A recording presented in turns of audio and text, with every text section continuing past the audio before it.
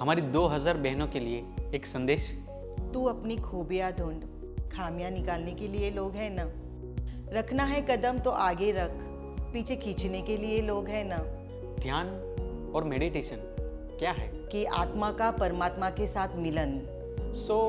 ध्यान एकत्रित करने के लिए मेडिटेशन ही क्यों? आप ये भी बोल सकते हैं कि ब्रेन की एक्सरसाइज है और शांत मन से बैठना है, आंखें बंद करनी है और ब्रीथ इन एक्सेल इनहेल करना है। जब हम इनहेल करते हैं तो हमें हमारी सांसों के ऊपर पूरा कंसंट्रेशन करना है और जब हम एक्सेल करते हैं तभी भी हमें हमारी सांसों के ऊपर फुल कंसंट्रेशन करना है। जब भी आपने सोचा कि मैं अभी मेरी आवाज़ में मेडिटेशन सबको सुनाऊंगी, तो आपको डर लगा कि मेरे साथ जुड़ेंगे नहीं जुड़ेंगे, ऐसा डर लगा आपको? एक्चुअली डर मुझे भी लगा फासला देखकर, पर मैं चलती रही रास्ता देखकर। तो इसीलिए मैं धन्यवाद मेडिटेशन करवाती हूँ, जिससे लोगों को पता चलता है कि हमें ईश्वर का, ब्रह्मांड का धन्यवाद मानना चाहिए। करुणा हम मतलब मैं दयालु हूँ, हमें लोगों को दान धर्म करना चाहिए। कद ऊंचा तो कर लिया, ऊंचे रखो विचार, दान धर्म जो ना किया तो जीवन है बेकार। संप्रति हम मतलब मुझे वर्तमान काल में जीना चाहिए। तो उसके बाद मैंने सोचा और मैंने नवरात्रि मेडिटेशन शुरू किया। जैसे नवरात्रि मेडिटेशन 9 दिन का होता है तो 9 माताओं के बारे में इंफॉर्मेशन दी जाती है। उसके बाद श्रावण मास मेडिटेशन आता है, वो फुल मंथ में शिव जी के बारे में इंफॉर्मेशन देती हूँ। उसके बाद गणपति मेडिटेशन आता है, 10 दिन के गणपति जी आते हैं तो गणपति जी के बारे में हम इंफॉर्मेशन देते हैं। एकादशी का मेडिटेशन एवरी मंथ करवाती हूँ मैं। 2020 में आपने दीपक चोपड़ा सर जी से मेडिटेशन सीखा था। ऑनलाइन मेडिटेशन किया था। उसके बाद मैं जब भी मेडिटेशन करने बैठती थी मुझे इतना सुकून फील होता था, इतना रिलैक्स, और मेरा गुस्सा कंट्रोल में आ गया, मेरा डिसीजन मेकिंग पावर बढ़ गया। 22 बहनों से लेके 2000 बहनें तक का सफ़र, ये पड़ाव आपने कैसे पार किया? मैं जब भी मेडिटेशन करती थी तो मुझे यही थॉट आता था मेडिटेशन करते वक्त कि मुझे मेरे समाज की महिलाओं के लिए कुछ करना चाहिए। लेकिन हम जब मेडिटेशन करते हैं, हम जब ध्यान करते हैं तो हमें ईश्वर की बातें सुनाई देती है। तो इसीलिए मेडिटेशन बहुत ही ज़रूरी होता है। आपके पास वो काम के अंदर 2-3 केस ऐसे आए, जैसे कि कोई महिला बहन थी, वो सुसाइड करने जा रही थी, तो आपके मेडिटेशन से उन्होंने वो नहीं किया। कि आपकी आवाज़ सुन के, आपका मेडिटेशन करके, आपकी बातें सुन के हमारा सुसाइड का जो ख्याल था वो हमने छोड़ दिया। मतलब हमारे बच्चों ने हमें छोड़ दिया था तो हमें ऐसे लगता था कि हमें अभी जीना ही नहीं है। पर आपका मेडिटेशन करने के बाद हमें ये रियलाइज़ हुआ कि लाइफ बहुत ब्यूटीफुल है और हमें जीना चाहिए और हमें जीने का हौसला मिला। अभी हाल ही में 1-1.5 साल पहले आपके साथ कुछ हुआ था। तो एक बार ऐसे हुआ कि मैं ऑटो में जा रही थी, मेरी ऑटो का एक्सीडेंट हो गया। ऑटो का एक्सीडेंट होने के बाद पूरी ऑटो पलट गई थी। लोग मुझे पूछ रहे थे कि मैडम आपको कुछ हुआ तो नहीं? तो अपने अंदर जुनून की चिंगारी भड़का, चलने के लिए लोग हैं ना। प्यार करना है तो खुद से कर, प्यार करना है तो खुद से कर, नफरत करने के लिए लोग हैं ना। प्रणाम दर्शकों, स्वागत है आपका माइक वाली बात पॉडकास्ट के एक नए एपिसोड में।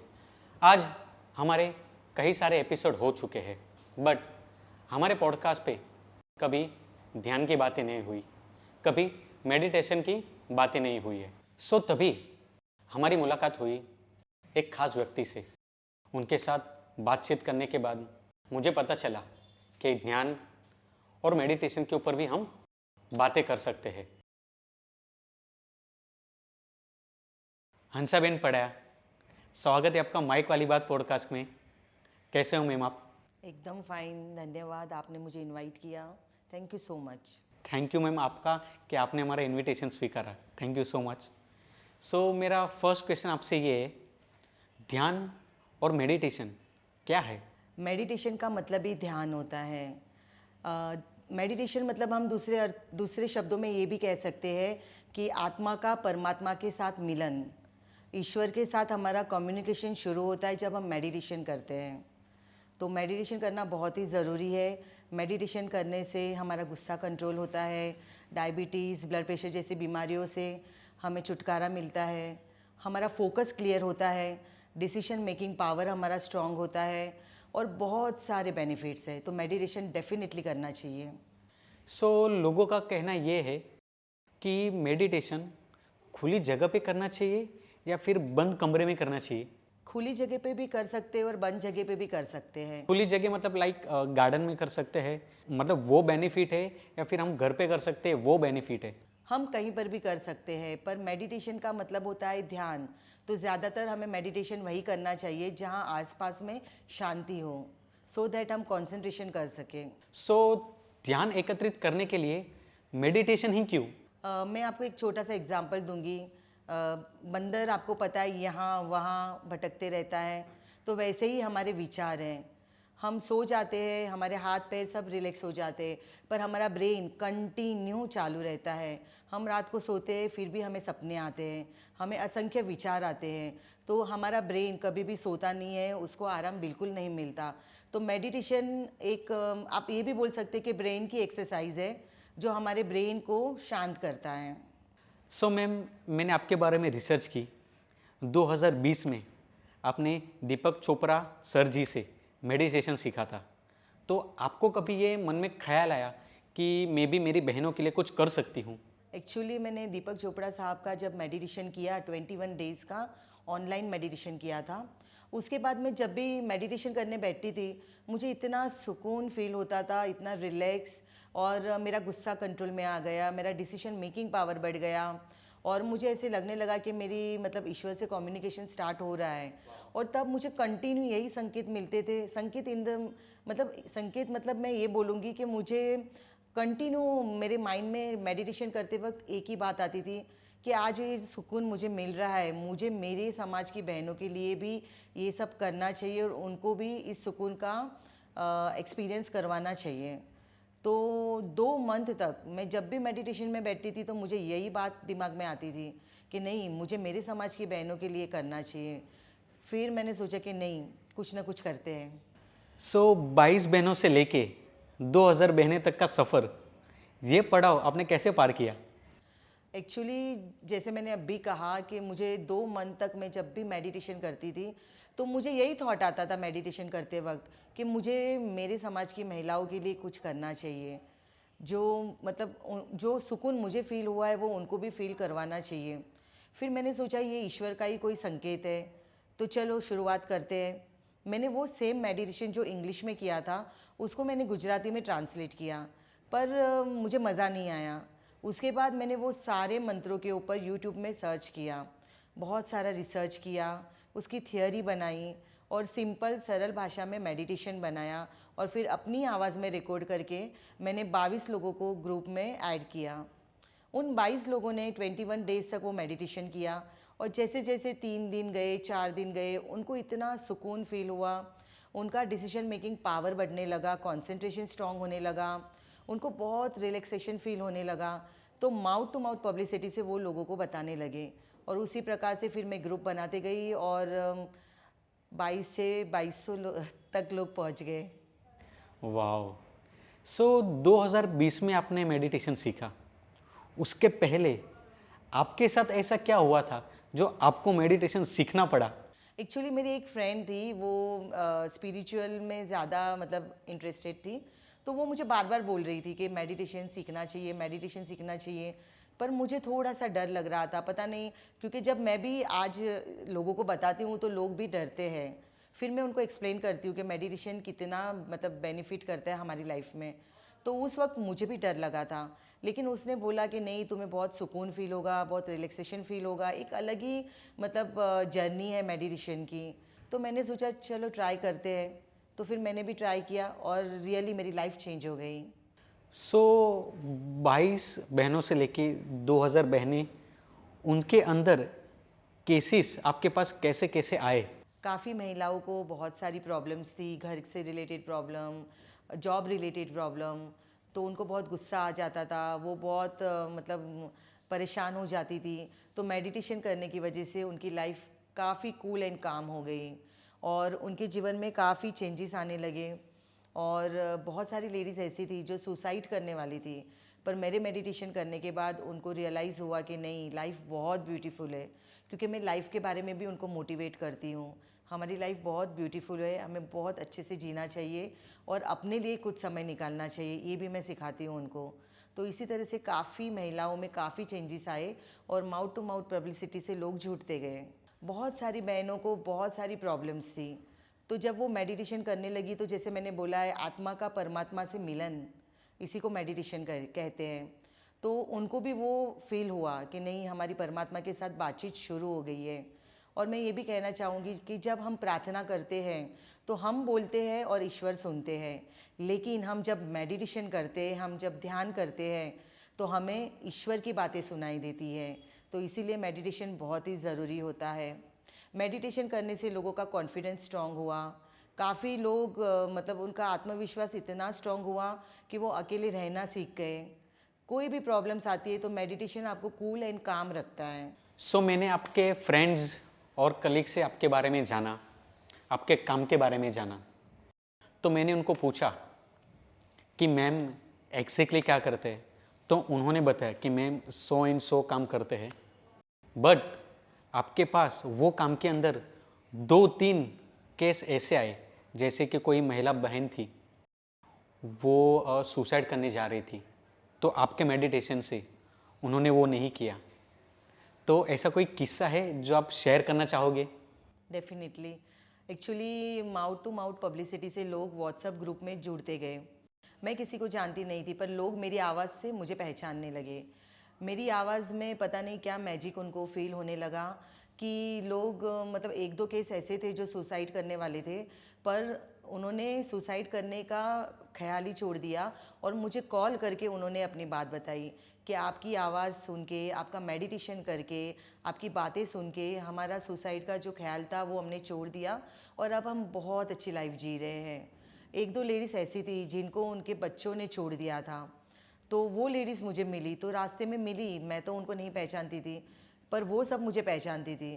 तो वो आई मेरे पास और एकदम गले मिलकर मुझे बोलने लगी कि हंसा दीदी, आपके मेडिटेशन में जुड़ने के बाद मतलब हमारे बच्चों ने हमें छोड़ दिया था, तो हमें ऐसे लगता था कि हमें अभी जीना ही नहीं है, पर आपका मेडिटेशन करने के बाद हमें ये रियलाइज़ हुआ कि लाइफ बहुत ब्यूटीफुल है और हमें जीना चाहिए और हमें जीने का हौसला मिला।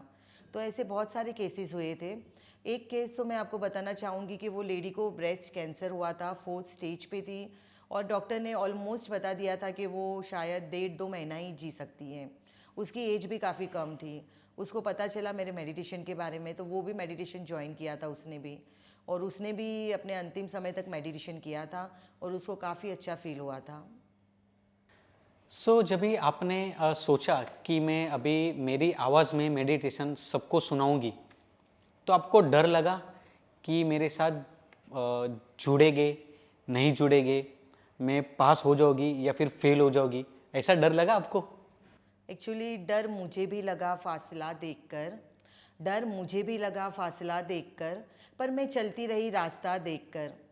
खुद ब खुद मेरे नज़दीक आती गई, खुद ब खुद मेरे नज़दीक आती गई मेरी मंजिल मेरा हौसला देखकर। वाह, शायर भी आप। यस। सो कोरोना काल में बहुत सारे लोगों पर आपके मेडिटेशन का असर पड़ा था, उसके बारे में आप कुछ बताना चाहोगे? डेफिनेटली। कोरोना काल में लोगों में भय का माहौल था, लोग बहुत अस्वस्थ थे, आत्मविश्वास कमज़ोर हो रहा था, डिसीजन मेकिंग पावर कम हो रहा था, फोकस उनका कंट्रोल में नहीं आ रहा था। और उस वक्त में मैंने मेडिटेशन करवाना मतलब शुरू तो कर ही दिया था। माउथ टू माउथ पब्लिसिटी से लोगों तक मेडिटेशन पहुंचने लगा। अब जो मेरे ग्रुप में जितने सारे लोग थे, तो उसमें से कई लोगों के कई रिलेटिव्स हॉस्पिटल में एडमिट थे, तो उन्होंने उनको बोला कि नहीं भाई, आप ये मेडिटेशन कीजिए, आपको काफ़ी अच्छा असर फील होगा।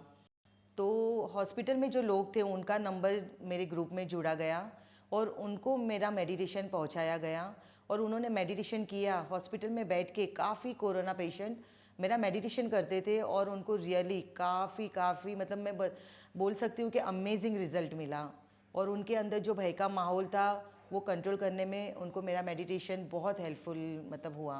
सो आपके व्हाट्सएप ग्रुप पे कितने लोग जुड़े हैं? अभी तो 3-4 हज़ार होंगे।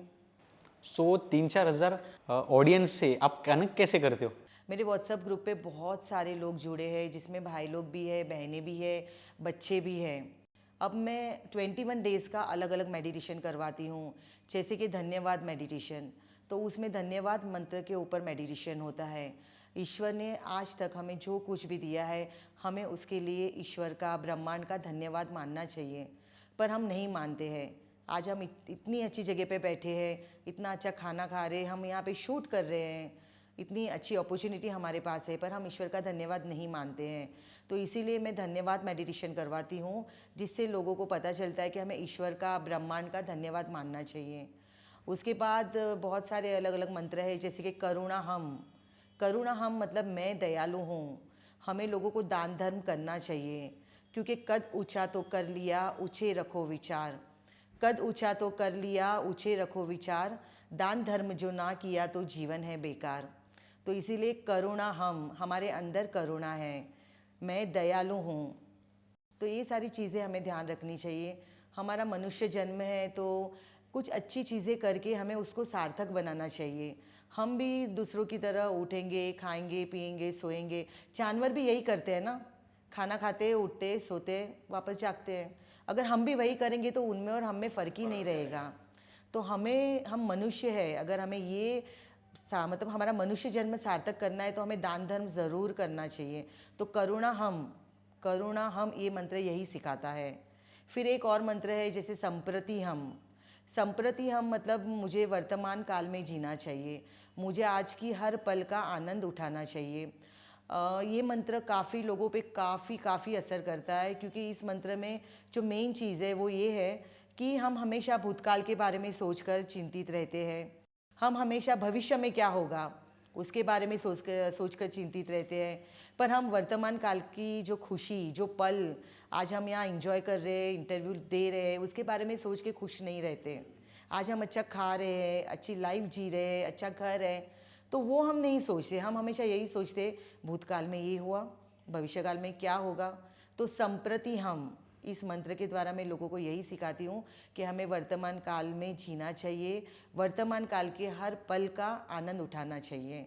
और ये मंत्र काफ़ी लोगों पे काफ़ी असर करता है। मैं एक एग्ज़ाम्पल देना चाहूँगी कि मैं अभी वृद्धाश्रम में गई थी, और मैं वृद्धाश्रम में जाती हूँ, मेरी बहनें मेरे ग्रुप की आती है सारी।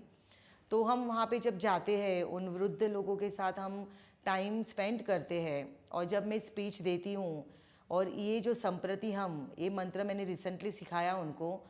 आप बिलीव नहीं करोगे, एक 85 इयर्स के बुज़ुर्ग दादाजी थे, उनकी आंखों में आंसू आ गया।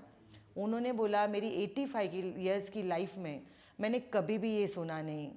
बोलता है, मैं हमेशा भूतकाल में जो हुआ उसके बारे में सोच के दुखी रहता था, भविष्य काल में क्या होगा उसके बारे में सोच के दुखी रहता था, पर आपने आज मुझे यह रियलाइज़ करवाया कि भले मेरे बच्चों ने छोड़ दिया, पर मैं रास्ते में नहीं हूँ। ईश्वर ने मुझे रास्ते पे नहीं आने दिया।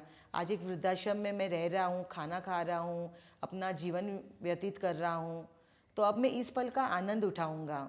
और जब उन्होंने रोते रोते ये बात बताई, तो मुझे एकदम सुकून महसूस हुआ कि चलो, मैं जो कार्य कर रही हूँ वो सक्सेसफुल हो रहा है। सो मैम, आपने मेडिटेशन को अपने धर्म के साथ कैसे और क्यों जोड़ा, इसके बारे में कुछ बताइए। एक्चुअली मेरा बेटा है, तो जब मैंने उसकी तरफ देखा तो मुझे ये महसूस हुआ कि आज अगर मैं मेरे बेटे को धर्म से रिलेटेड अगर नॉलेज नहीं दूंगी, तो कल वो बड़ा होगा, उसकी शादी होगी, वो अपने बच्चों को क्या सिखाएगा। हम हमारे बच्चों को A for Apple, B for ball, यही सब सिखाते हैं। हम हमारे बच्चों को बोलते हैं इंग्लिश में बात करो, इंग्लिश मीडियम स्कूल में डालते हैं, पर हम हमारे धर्म से रिलेटेड बातें हमारे बच्चों को नहीं सिखाते हैं। और इसीलिए मतलब जैसे कि रामायण है, राम कौन है, राम के पिताजी का नाम क्या है, राम के भाइयों का नाम क्या है, उनकी माताओं का नाम क्या है, ये हमारे बच्चों को नहीं पता होता है। तो ये नॉलेज हमारे बच्चों को देना बहुत ही ज़रूरी होता है। इसीलिए मैंने सोचा कि नहीं, मैं मेडिटेशन को धर्म के साथ जोड़ती हूँ। और मैंने धीरे धीरे, जैसे कि मतलब हम फेस्टिवल सेलिब्रेट करते हैं, हम त्योहारों का खूब मज़ा उठाते हैं। त्योहार मतलब मिठाई खाना, इंजॉय करो, पर वो त्यौहार हम जो इंजॉय करते हैं, हम जो सेलिब्रेट करते हैं, उसके पीछे का रीज़न, उसके पीछे का कारण हमें नहीं पता होता है। हमें नहीं पता तो हम हमारे बच्चों को क्या सिखाएंगे। और अगर हमारे बच्चों को ही पता नहीं होगा, तो वो हमारा जो आने वाली पीढ़ी है, उनको तो धर्म के बारे में कुछ पता ही नहीं चलेगा। तो उसके बाद मैंने सोचा और मैंने नवरात्रि मेडिटेशन शुरू किया। जैसे नवरात्रि मेडिटेशन 9 दिन का होता है, तो 9 माताओं के बारे में इंफॉर्मेशन दी जाती है। उसके बाद श्रावण मास मेडिटेशन आता है, वो फुल मंथ में शिव जी के बारे में इंफॉर्मेशन देती हूँ। उसके बाद गणपति मेडिटेशन आता है, 10 दिन के गणपति जी आते हैं, तो गणपति जी के बारे में हम इंफॉर्मेशन देते हैं। एकादशी का मेडिटेशन एवरी मंथ करवाती हूँ मैं। इसी तरह से जो भी फेस्टिवल्स है उसके बारे में मैं डिटेल्स में लोगों को समझाती हूँ। आज हमारी महिलाओं को इतना नॉलेज मिला है कि आज वो अपने बच्चों को सिखा रहे हैं। और मैं कंपटीशन रखती हूँ कि आप अपने बच्चों के मंत्र बोलते हुए वीडियो मुझे भेजिए। और जब मैं एनुअल डे मतलब सेलिब्रेट करती हूँ हमारे मेडिटेशन का, तब उन लोगों को बुलाती हूँ और उन लोगों को प्राइजेस देती हूँ ताकि वो मोटिवेट हो। और इसी तरह से काफ़ी महिलाएं मुझे उनके बच्चे जो मंत्र बोलते हैं वो वीडियोस भेजते हैं, मंत्र सिखाते हैं। और अभी धर्म के रिलेटेड बहुत सारा अवेयरनेस फैल गया है। तो बस इसी तरह मैंने मेडिटेशन को धर्म के साथ जोड़ा। सो आप कहते हैं निंदा मत करो, गुस्सा मत करो, जलन मत करो। आजकल सोशल मीडिया के ज़माने में ये सब वाक़या पे चलता रहता है, बट उसमें से भी टाइम निकाल के आपके जो फ्रेंड्स है या फिर कलीग्स है या फिर आपके कोई स्टूडेंट्स है, वो मेडिटेशन को टाइम दे पाते हैं? एक्चुअली मैंने जो मेडिटेशन का व्हाट्सएप ग्रुप बनाया है उसमें मैं रोज़ रात को 10-11 बजे मेडिटेशन की मेरे वॉइस में रिकॉर्ड की हुई क्लिप डाल देती हूँ। अब मैं उनको 24 आवर्स देती हूँ कि 24 आवर्स में आपको वो 15 मिनट निकाल के मेडिटेशन करना है। जैसे आज रात को मैं 11 बजे मैंने मेडिटेशन डाला, वो नेक्स्ट डे नाइट 11 बजे मैं अगेन वापस से मेडिटेशन दूसरा वाला डालती हूँ। तो इसी तरह से 21 डेज़ का अलग अलग मेडिटेशन होता है। और हम 24 आवर्स में 15 मिनट अपने खुद के लिए तो निकाल ही सकते हैं, और लोग निकालते हैं, मेडिटेशन करते हैं और बहुत इंजॉय करते हैं। आपने निंदा के बारे में, जलन के बारे में नहीं बताया। एक्चुअली मैं मोटिवेशनल स्पीकर भी हूँ। मैं लोगों को लाइफ कैसे जीनी चाहिए उसके बारे में भी बहुत सारी इन्फॉर्मेशन देती हूँ, उनको मोटिवेट करती हूँ, उनको ये सिखाती हूँ कि हमने आज तक हमारे जीवन में जो कुछ भी किया है उसके लिए हमें खुद को शाबाशी देनी चाहिए। हमें खुद से प्यार करना चाहिए, निंदा नहीं करनी चाहिए, और एवरीडे बोलना चाहिए मैं खुश हूँ, मैं सुंदर हूँ, मैं आत्मविश्वास से भरपूर हूँ, मैं अमीर हूँ, मैं धनवान हूँ। ये सारी बातें रोज़ बोलनी चाहिए। और जब भी हम ये सारी बातें बोलना शुरू करते हैं तो ऑटोमेटिकली निंदा ये सब दूर चला जाता है। और जलन के बारे में मैं आपको बताना चाहूँगी कि जैसे जलन, जब हम किसी को मतलब हमसे ऊपर देखते हैं ना, तभी हमें जलन होती है। तो क्यों किसी को अपने से ऊपर देखना है? हमें अपने आप के लिए प्राउड फील होना चाहिए, हमें हमारे अपने आप के लिए गर्व महसूस होना चाहिए, और ये सोचना चाहिए कि मैं किसी से कम नहीं हूँ। अगर वो डांस अच्छा कर सकती है तो मैं सिंगिंग अच्छा कर सकती हूँ। जो चीज़ें मैंने की है वो नहीं कर सकती, जो चीज़ें उसने की है वो मैं नहीं कर सकती हूँ। हम सब का व्यक्तित्व अलग अलग है। तो हमें पहली बात तो किसी को भी मतलब हमें कहीं पर भी किसी के भी साथ अपने आप को कंपेयर नहीं करना चाहिए। और जब हम दूसरे को अपने से ऊपर देखते हैं तभी हमें जलन महसूस होती है। तो ऑलवेज अपने आप में जैसे भी हो गर्व महसूस करो और बोलो कि मैं जैसे भी हूँ, मैं खुश हूँ और मैं आत्मविश्वास से भरपूर हूँ और मुझे अपने आप पे प्राउड है। तो जब हम ये बोलना शुरू कर देते हैं तो जेलस ऑटोमेटिकली गायब हो जाती है। सो आपके साथ 2000 महिलाएं जुड़ी हुई है, उसमें ऐसा नहीं हुआ होगा कि आपसे 2000 महिलाएं इम्प्रेस है? कोई एक दो केस तो ऐसा आया ही होगा कि मैम आपने मुझे जो कहा था वो मैंने किया, पर उससे मुझे पॉजिटिव रिप्लाई नहीं मिला या फिर मेरे साथ पॉजिटिव चीज़ें नहीं हुई, वैसे भी कोई होगा? एक दो महिलाओं का वैसा हुआ था, पर फिर मैंने उनको एक्सप्लेन किया कि कैसे मेडिटेशन करना है। वो एक्चुअली वो मेडिटेशन ठीक से कर नहीं रही थी और मेरे इंस्ट्रक्शंस फॉलो नहीं कर रही थी। फिर जब मैंने उनको डिटेल्स में सारी चीज़ें बताई, उनको समझ में आ गई, फिर वो मतलब मेडिटेशन का काफ़ी बेनिफिट हुआ उनको। सो हमारे व्यूअर्स के लिए बेसिक मेडिटेशन क्या है? बेसिक मेडिटेशन हम कैसे कर सकते कि अगर हमको स्टार्ट करना हो तो स्टार्टिंग कहाँ से करना चाहिए? लाइक 2-3 पोस्चर आप बता सकते हो तो हमारे व्यूअर्स को पता चले। डेफिनेटली पहले तो हमें ऐसी जगह चूज़ करनी चाहिए कि आसपास शांति हो। और अगर आप ज़मीन पर बैठ सकते हैं तो पलाठी मारकर आसन के ऊपर बैठ सकते हैं, और अगर आप ज़मीन पर नहीं बैठ सकते तो आप ऐसे ही स्ट्रेट बैठ सकते हैं। अपनी हथेलियों को ऐसे रखना है और यहाँ पे रखना है, स्ट्रेट बैठना है, और आपकी जो फीट है वो ज़मीन को टच होना चाहिए। ताकि आप अर्थ के साथ कनेक्ट हो सको। ये हाथ जो हम ऐसे रखते हैं, इसका मीनिंग ये होता है कि हम पॉजिटिविटी को हमारी तरफ अट्रैक्ट कर रहे हैं। और शांत मन से बैठना है, आंखें बंद करनी है और ब्रीथ इन, एक्सेल, इनहेल करना है। पहले हम इनहेल करेंगे।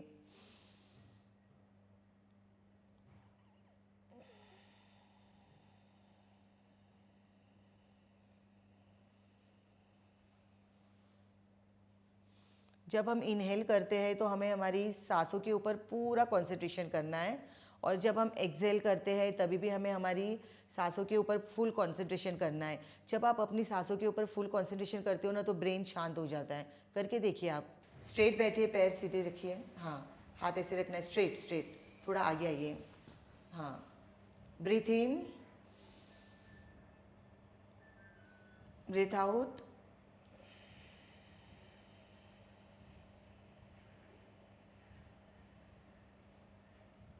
इनहेल, एक्सेल,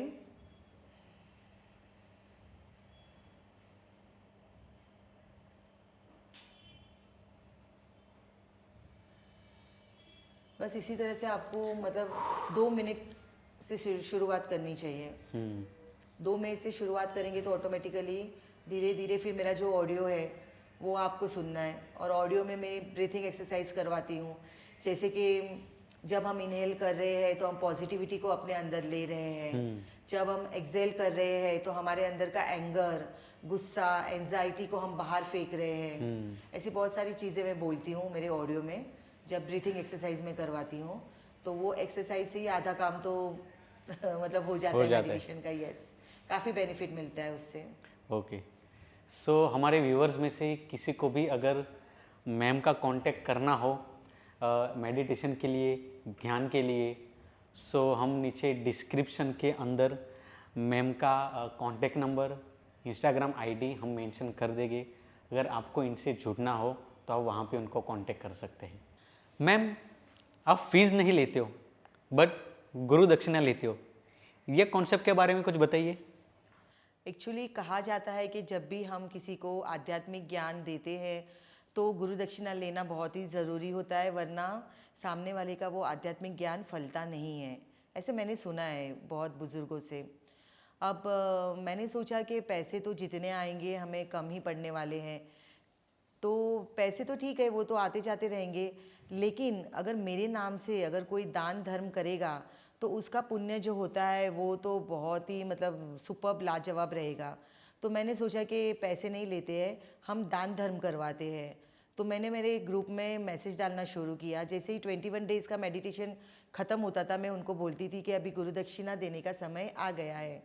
आप मेरे नाम से किसी गरीब को, किसी ज़रूरतमंद को, पशु पक्षियों को गौशाला में आप दान कीजिए, और वही मेरी गुरु दक्षिणा है। और आप बिलीव नहीं करोगे, लोगों को समझ में नहीं आता था। दान धर्म करने की इच्छा सब में थी, पर उनको कोई ज़रिया नहीं मिल रहा था। तो जब मैंने ये सारी बातें उनको बताना शुरू किया तो उन लोगों ने दान धर्म करना शुरू किया। तो अब काफ़ी लोग मेरे नाम से गौशाला में पानी के टैंकर्स देते हैं, कुत्तों को खिलाते हैं, पशु पक्षियों को खिलाते हैं। काफ़ी लोग गरीब बच्चों की फ़ीस भरते हैं, बुक्स दान करते हैं, और कैंसर पेशेंट्स की मदद करते हैं। जैसे मैं आपको और एक एग्जांपल दूंगी कि मेरे ग्रुप में काफ़ी लोगों के मैसेज आए थे कि हमारे फला फला रिलेटिव है, उनको कैंसर हुआ है और ट्रीटमेंट इतनी महंगी है कि हम पे नहीं कर पा रहे हैं। यस, तो मैंने ग्रुप में डाल दिया कि देखिए फला फला व्यक्ति है, उनको ज़रूरत है, तो आप जितना भी दान कर सकते हैं, छोटे से छोटी भी अमाउंट अगर दान करेंगे तो वो सामने वाले के लिए बहुत बड़ी अमाउंट मतलब साबित हो सकती है। किसी ने 100 रुपये, किसी ने 200, किसी ने 500, किसी ने 5000, इस तरह से बहुत सारे लोगों की हमने हेल्प की है। 2 बहनें थी, बहुत ही गरीब परिवार की थी, उनके पिताजी नहीं थे, तो हमारे ग्रुप की बहनों ने उनको भी काफ़ी मदद की। और जैसे कि मैं हमेशा बोलती हूँ कि हमारे लिए जो चीज़ें छोटी होती है वो सामने वाले के लिए बहुत बड़ी चीज़ें साबित हो सकती हैं। छोटा छोटा करके सब बहनों ने इतनी सारी मदद कर ली ना कि वो 2 बहनें थी, उनकी माँ की आंखों में आंसू आ गए कि मैं मतलब वो स्पीचलेस हो गई। और हमें भी काफ़ी सुकून फील हुआ कि चलो हम ज़रूरतमंदों की मदद कर रहे हैं। तो इसी तरह से निकंस मेडिटेशन काफ़ी लोगों की हेल्प करता है। हमारी बहनें काफ़ी लोगों को दान धर्म करती है और बस यही कॉन्सेप्ट रहा है मेरा कि मैं फ़ीस नहीं लेती हूँ पर गुरु दक्षिणा लेती हूँ। सो अभी ऑफ द कैमरा हम लोग एक बात कर रहे थे तो सडनली मेरे दिमाग में वो बात आ गई। अभी हाल ही में 1-1.5 साल पहले आपके साथ कुछ हुआ था। यस, जैसे मैं बोलती हूँ कि बद्दुआ कभी खाली नहीं जाती, वैसे ही आशीर्वाद भी कभी खाली नहीं जाता है। मैं इतने मतलब मैं तो निमित्त हूँ, मैं कोई भी नहीं हूँ। श्रीमती राधा रानी हमसे ये सब करवा रही है। मुझे उन्होंने निमित्त बनाया है कि मेरी आवाज़ के मैजिक से इतने सारे लोगों के जीवन में परिवर्तन आ रहा है। तो मैं कोई नहीं हूँ, मेरे से राधा रानी करवा रहे हैं। तो बस उसी तरह से मैं अच्छे काम करती गई। मेरे निकंस मेडिटेशन की बहनें भी दान धर्म करती गई। हम काफ़ी वृद्धाश्रम में जाते हैं, वहाँ पे काफ़ी समय स्पेंड करते हैं, उनके साथ बहुत सारी बातें करते हैं, उनको अच्छा खाना खिलाते हैं। तो इस प्रकार से हमने काफ़ी बहुत अच्छे कार्य किए। अब ये सब अच्छे कार्य करेंगे तो कर्म का फल तो मिलना ही रहता है और वो अच्छे कर्मों का फल अच्छा ही मिलता है और आशीर्वाद भी ढेर सारे मिले। तो एक बार ऐसे हुआ कि मैं ऑटो में जा रही थी, मेरी ऑटो का एक्सीडेंट हो गया। ऑटो का एक्सीडेंट होने के बाद पूरी ऑटो पलट गई थी, पूरी पब्लिक जमा हो गई और मैं ऑटो से उठी हूँ। लोग मुझे पूछ रहे थे कि मैडम आपको कुछ हुआ तो नहीं। मुझे लगा ज़रूर मेरा हाथ या पैर फ्रैक्चर हुआ होगा। मैं अपने हाथ पैर चेक करने लगी, पर श्रीमती राधा रानी की कृपा से मुझे एक खरोच तक नहीं आई थी। लोगों ने मुझे रिक्शा से निकाला, मुझे एक जगह पे बिठाया और मतलब 15 मिनट के बाद जब मैं उठकर खड़ी हुई तो लोग आश्चर्यचकित हो गए। लोग बोलने लगे कि मैडम आपको कुछ भी नहीं हुआ, इतना भयानक एक्सीडेंट हुआ था और आपको ज़रा भी खरोच नहीं आई। मुझे यहाँ पे ज़रा सा लगा था बस, और 1 वीक में वो भी ठीक हो गया। जब मैं डॉक्टर के पास गई, डॉक्टर भी आश्चर्यचकित हो गए कि आपको कुछ नहीं हुआ, मतलब आप नसीब वाले हो, आपको लोगों की दुआ लगी है कि आपको कुछ नहीं हुआ। और यही बात को मैं बिलीव करती हूँ कि हम अच्छे कार्य करते हैं उसका अच्छा फल ज़रूर मिलता है और लोगों के इतने सारे आशीर्वाद की वजह से मैं बच गई और मुझे कुछ भी नहीं हुआ। सो मैम थोड़ी मस्ती करते हैं, थोड़ा मज़ा करते हैं। अभी हम आपसे रैपिड फायर क्वेश्चन करेगी। ओके, तो आपको क्विकली आंसर देना है, ठीक है? Yes yes. So first question, एक शब्द में मेडिटेशन। आत्मा का परमात्मा से मिलन। वाओ। गुस्सा आए तो सबसे पहले क्या करना चाहिए? पानी पीना चाहिए और मेडिटेशन करना शुरू करना चाहिए। अच्छा, आपका फेवरेट मंत्र? संप्रति हमें वर्तमान काल में जीना चाहिए। वाओ। निकुंज का नाम लेते ही पहली फीलिंग कौन सी आती? ईश्वर का आशीर्वाद। वाओ। सो लास्ट क्वेश्चन, हमारी 2000 बहनों के लिए एक संदेश। तू अपनी खूबियाँ ढूंढ, खामियां निकालने के लिए लोग हैं ना। रखना है कदम तो आगे रख, पीछे खींचने के लिए लोग हैं ना। सपना देखना है तो ऊंचा देख, नीचे गिराने के लिए लोग हैं ना। तू अपने अंदर जुनून की चिंगारी भड़का, तू अपने अंदर जुनून की चिंगारी भड़का, चलने के लिए लोग हैं ना। प्यार करना है तो खुद से कर, प्यार करना है तो खुद से कर, नफरत करने के लिए लोग हैं ना। तू कुछ कर दिखा दुनिया को, तू कुछ कर दिखा दुनिया को, तालियां बजाने के लिए लोग हैं ना। Thank you so much ma'am. Thank you. हमारे पॉडकास्ट में आने के लिए आपका तहे दिल से धन्यवाद। हमारे पॉडकास्ट के बारे में आपका क्या कहना है? मुझे आपके यहाँ पॉडकास्ट इंटरव्यू देने में काफ़ी मज़ा आया। आपके क्वेश्चंस काफ़ी इंटरेस्टिंग थे और इतने इंटरेस्टिंग थे कि मैं बहुत सारी मेरी बातें बता पाई। और डेफिनेटली आप अगर दोबारा बुलाएंगे तो हम ज़रूर आएंगे। आपको ऑल द बेस्ट, आप ऐसे ही आगे बढ़िए, बहुत सारे इंटरव्यूज़ लीजिए। और मैं व्यूअर्स से कहना चाहूँगी कि माइक वाली बात इस चैनल को सब्सक्राइब कीजिए, लाइक कीजिए, शेयर कीजिए, बेल आइकन को प्रेस कीजिए और डेफिनेटली सब्सक्राइब कीजिए। Thank you. Thank you so much.